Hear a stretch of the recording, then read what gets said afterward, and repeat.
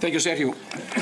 On a specific day and time already predetermined, our destiny of Cubans, both living here and across the Florida states, we will join together in one loud voice, one clamor, saying, Viva Cuba Libre. That day, the free countries of the world will unite and welcome back the prodigal son that has been deprived of freedom for more than 50 years. That day is when we will dust off these papers, dust off these reports, and begin the successful transition of the new Cuba. So I begin with the future of the transportation system. We studied, in essence, a short-term and a long-term solution: highway, railway, public transportation.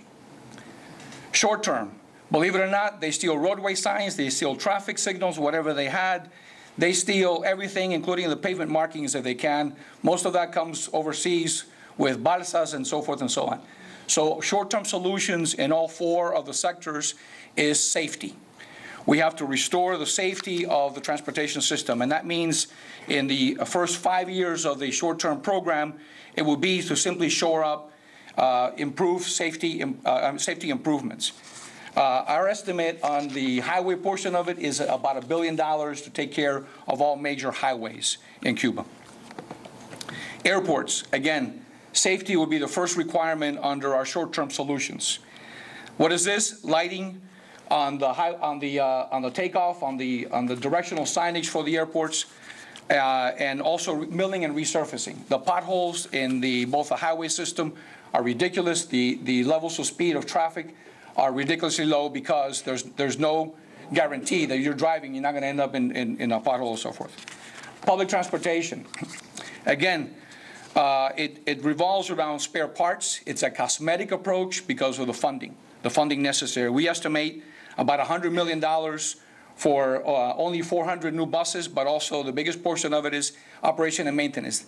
They steal anything and everything they can to build up their own transportation system at the expense of public transportation systems that carry hundreds of people. They use the camellos, which handle up to 350 people. So Cubans, unfortunately or fortunately, are all used to public transportation. Okay, let me jump into the long-term solutions. Here, we've now gone beyond the safety requirements, and now we're looking at more efficient, more reliable mobility.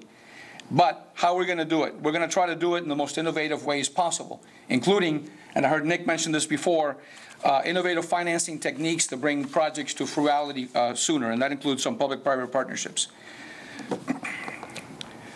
The future transportation, long-term, is combining highways, railways, airports, and public transportation. This is being done here in the States and anywhere that you have a free canvas, a canvas that's available to engineers, to architects, to scientists, to the people of Cuba. We will be able to improve our system. How are we going to do this? We're going to interconnect people and goods to points of interest. Rail, airplanes, automobiles, all of them combined through intermodal centers to points of interest. Some points of interest are created: seaports, airports, train stations. Some points of interest are natural, our beaches, some of our parks, etc. We've also looked at how to do this. We looked at the census and in the major cities, and what we did was we looked at highways, roadways, airports, and railways and public transportation, and we started combining them into a series of hubs. How are these hubs going to work?